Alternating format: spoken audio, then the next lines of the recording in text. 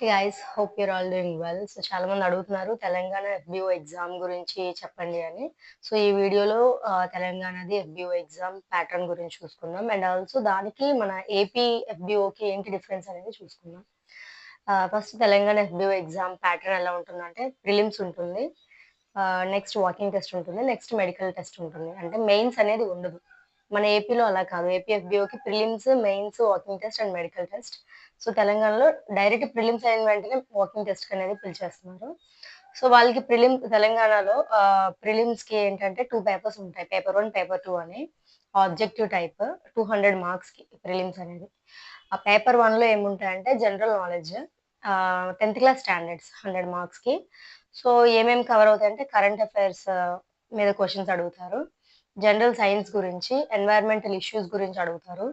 Next Geography, economy India and ఎక్కువ focus Telangana state. ఆ Geography, economy bits అడుగుతారు.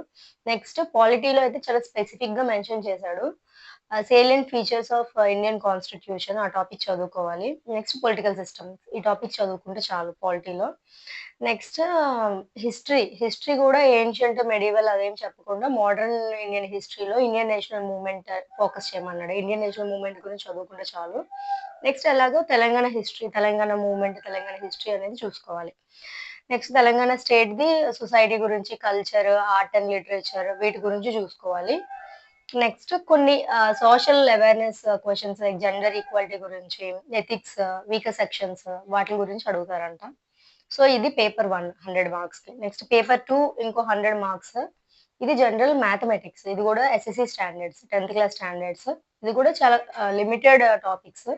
Arithmetics ఉంటుంది, ఆల్జీబ్రా ఉంటుంది, ట్రిగ్నోమెట్రీ ఉంటుంది, జియోమెట్రీ ఉంటుంది, మెన్సురేషన్, స్టాటిస్టిక్స్. సో, ఇది ప్రిలిమ్స్ ఆబ్జెక్టివ్ టైప్ 200 మార్క్స్ అయిపోయిన తర్వాత క్వాలిఫై అయిన వాళ్ళకి వాకింగ్ టెస్ట్‌కి పిలుస్తారు. వాకింగ్ టెస్ట్ అనేది సేమ్ ఏపీ అండ్ తెలంగాణది. వాకింగ్ టెస్ట్ ఏంటంటే పర్ మెన్ 25 కిలోమీటర్స్ వాక్ చేయాలి. 4 అవర్స్‌లో కంప్లీట్ చేయాలి.